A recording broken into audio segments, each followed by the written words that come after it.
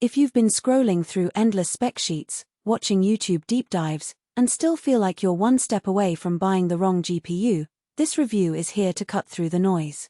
You're probably wondering whether the hype around the RTX 4080 Super version actually translates into everyday gaming, streaming, and maybe a little bit of future-proofing. Link is in the description if you want to check the product details on Amazon.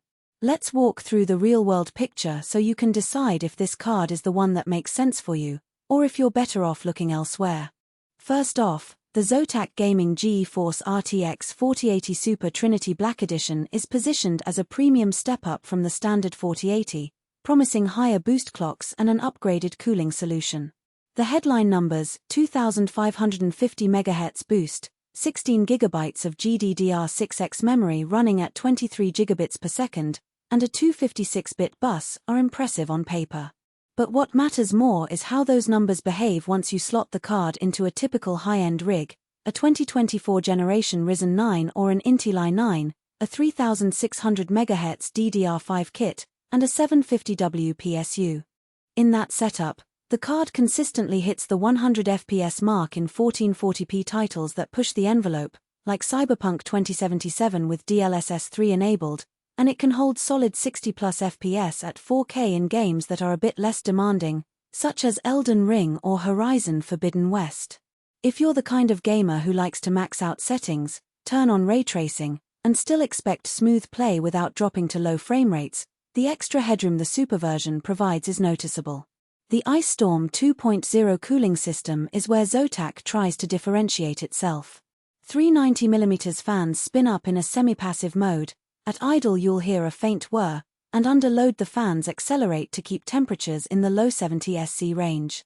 In my own testing on a mid-tower case with decent airflow, the card never exceeded 78 C even during marathon 30-minute gaming sessions.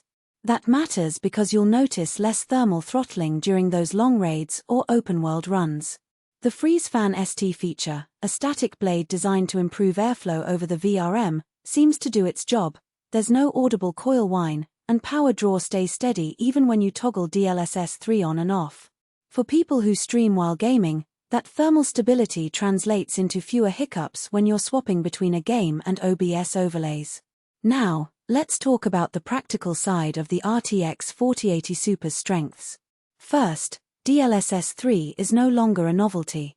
In titles that support frame generation, you can push frame rates well beyond the native output of the GPU, which is a real win for high refresh rate 1440p monitors. I ran a 240Hz display and, with DLSS 3 set to quality, the game stayed above 180 FPS in titles like Call of Duty Warzone, giving a buttery smooth experience without sacrificing visual fidelity. Second, the card's 8K readiness isn't just marketing fluff. When I hooked it up to an 8K TV for a quick benchmark, the card could render 4K content with upscaling to 8K at playable frame rates, which means you could future-proof a living room PC that doubles as a media hub.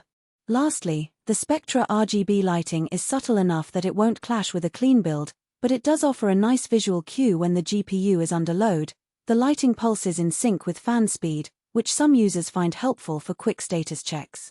On the flip side, there are a few trade-offs you need to consider before pulling the trigger.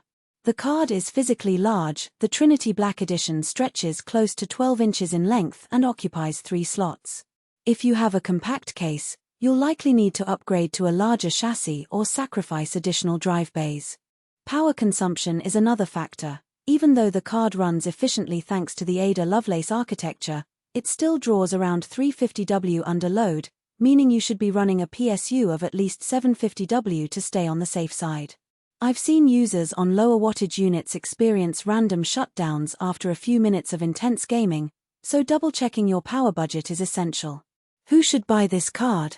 If you're already gaming at 1440p with a 144Hz or higher monitor and want to keep the visual settings maxed out for the next couple of years, the RTX 4080 Super gives you that extra cushion.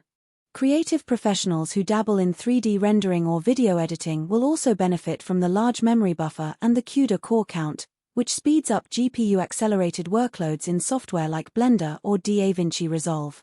And if you have an interest in VR, the card meets the recommended specs for high-fidelity headsets, delivering smooth frame rates that keep motion sickness at bay. Who should skip it?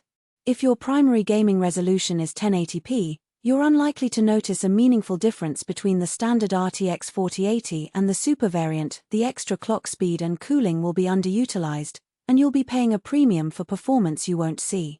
Likewise, if you're on a tight budget, the price jump over the regular 4080 may not justify the incremental gains. A well-optimized RTX 4070 Ti or even a top-tier AMD Radeon 7900 XT could deliver comparable 1440p performance.